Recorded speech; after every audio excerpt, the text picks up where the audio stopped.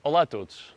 Este domingo vamos falar num episódio em que Deus diz não a um pedido que lhe é dirigido. Mas ainda antes de refletirmos sobre este momento e sobre esse episódio, convido-vos a anotarem as passagens bíblicas para os cultos deste domingo.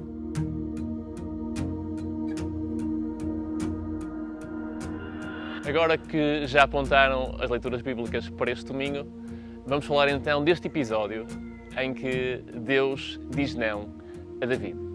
Este episódio encontra-se no segundo livro de Samuel, capítulo 7, versículo 2 a 5. E nesta passagem, resumidamente, o que acontece é que David, depois de ter ido resgatar a Arca da Aliança que foi mandada construir por Deus, de acordo com instruções muito específicas, e foi Moisés que a construiu, e que representava a própria presença de Deus. Portanto, depois de David ter ido resgatar a Arca da Aliança, ele pretendia construir um templo em Jerusalém para o seu Deus. Ele, que vivia num palácio, achava que Deus, que era o centro da sua vida, que era o centro da vida de Israel, deveria ter também ele um templo, uma casa adequada. E por isso decidiu que devia ser construído um templo em Jerusalém, para que o povo pudesse louvar e honrar e glorificar a Deus.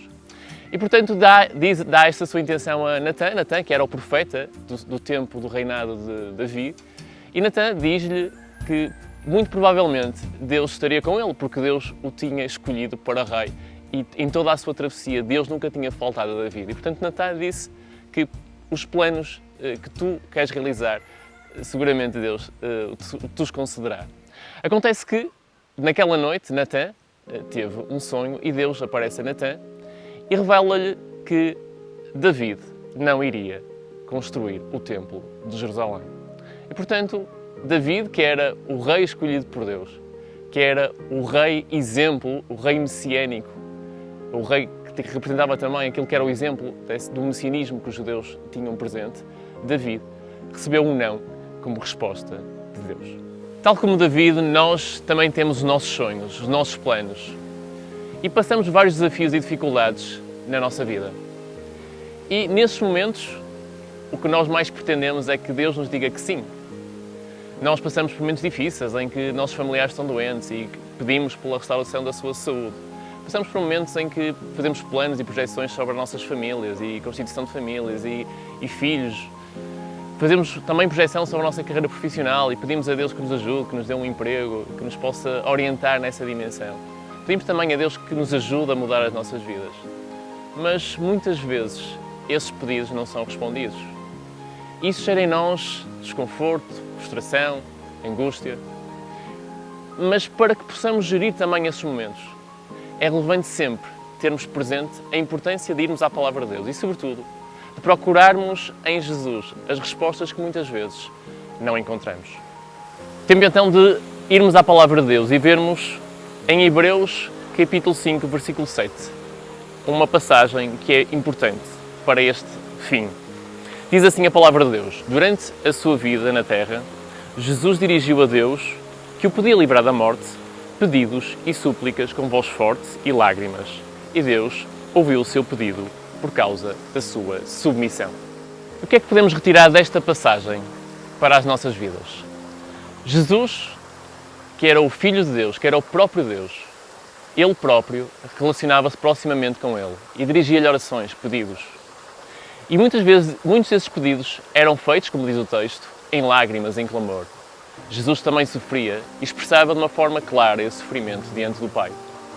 Mas diz também o texto outra coisa que é importante. É que Deus o ouvia por causa da sua submissão. Deus estava próximo de Jesus. E se Jesus fez todo este percurso, se Jesus teve toda essa experiência com Deus, Ele que é o nosso referencial máximo, nós também devemos fazer da mesma modo. E devemos também atender a esta parte final, de que Deus ouve Jesus. E se Deus ouve Jesus, Deus também nos ouve a nós. E a resposta que Deus deu a Jesus, muitas vezes, não é diferente da resposta que nós também temos. Porque Jesus queria, neste tempo, neste momento, como também lemos em Lucas, no Jardim de Getsemane, queria que Deus afastasse de si o cálice da morte, o cálice do sofrimento. E Deus ouviu Jesus, mas Deus teve que responder não. Porque o plano de Deus para a vida de Jesus e o plano de Deus para o resgate da humanidade implicava o sofrimento e a morte de Jesus. E também nós, também nas nossas vidas, muitas vezes estes momentos são relevantes e importantes para nós. Por muitas dificuldades que tenhamos em compreender, o sofrimento, a dor, as dificuldades, as não respostas, fazem parte do plano de Deus para a nossa vida. Tal como um pai, um tio, um padrinho, um educador, sabe aquilo que é melhor para o seu educando e por isso muitas vezes tem que dizer que não, tem que evitar que alguma coisa seja feita ou até tem que permitir que uma experiência aconteça para que haja transformação, para que haja evolução, para que se evite que alguma coisa de mal aconteça. Também Deus opera de idêntica forma nas nossas vidas. Ele sabe o que é melhor para nós. Os propósitos e os sonhos de Deus para a nossa vida são muito maiores que os nossos próprios sonhos. E não quer dizer que Ele não nos ouça, Ele continua a nos ouvir, mas Ele sabe aquilo que é melhor para nós. Ele continua a cuidar de nós, Ele continua a acompanhar esses processos na nossa vida, mesmo quando a resposta não acontece. Portanto, se tu estás a passar neste momento uma fase desse tipo, se de algum modo não vês respostas aos teus pedidos, se de algum modo os planos que tu idealizaste não se estão a concretizar, Deus não deixou de te ouvir. Deus está a ouvir-te.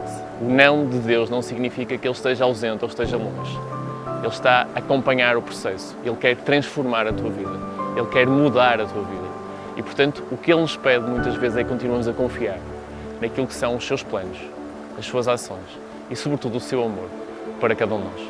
Que Deus possa aumentar a nossa fé, para que esta esperança, para que esta confiança possa ser fortalecida em nós e para que esta realidade, acima de tudo, seja vivida nas nossas vidas. Que Deus te abençoe.